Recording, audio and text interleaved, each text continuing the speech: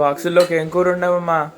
ఈరోజు చిక్కుడుకాయ, పందిరి చిక్కుడుకాయ చక్కగా పోపును వేసాను రా. పోపును వేయడం అంటే మామూలు పోపు వేరు, ఉల్లిపాయ వేసింది వేరు. ఆవాలు, మినపప్పు, జీలకర్ర, ఎండుమిరపకాయలు అన్ని పోపు వేసేసి ఉల్లిపాయ కొంచెం ఒక రెండో మీడియం సైజు ఉల్లిపాయలు సన్నగా తరిగేసుకొని వేసేసి వెల్లుల్లిపాయలు బాగా రసం దిగేటట్టు చెదకొట్టుకొని వేసి చక్కగా వేపేయండి. వేపేసిన తర్వాత ఈ ఉడికించాలి చిక్కుడుకాయలు. ఒక 10 నిమిషాలు పావుగంట సేపు ఉడికించండి.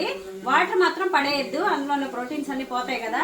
వాటర్ పడేయకుండా కాస్త పక్కకి బాగా నీళ్లు ఇంకిపెట్టేట్టు ఉడకబెట్టుకొని పోపులో వేసేయండి. వేసేసి బాగా కలిపేసి ఉప్పు, పసుపు, కాస్త కారం కూడా కొంచెం వేయండి. వేస్తే చాలా బాగుంటుంది టేస్ట్. మరి ఈరోజు వంటలు చూడండి. చిక్కుడుకాయ కూర, అలాగే ఎర్ర తోటకూర ఫ్రై, టమాటా జారు పచ్చడి, రాగి జావా, వేడి వేడి అన్నం, పిల్లని మేగడ పెరుగు, అలాగే కాస్త నువ్వుల పొడి చేస్తానండి. ఇది ఆల్రెడీ మన ఛానల్లో షార్ట్ వీడియో పెట్టాను, ఛానల్లోకి వెళ్ళి చూడండి. మీరు నిన్న అడిగారు కదండి క్యాప్సికమ్ స్టఫ్ కర్రీ చేయమని చెప్పి, నేను ఆల్రెడీ రెసిపీ చేసి పెట్టాను, ఫుల్ వీడియో పెట్టాను. ఛానల్లోకి వెళ్ళి చెక్ చేయండి. నేను ప్రతిదీ కూడా నేను చాలా వీడియోస్ పెట్టాను. నేను ప్రతిసారి కూడా వీడియోలో చెప్తూనే ఉన్నాను.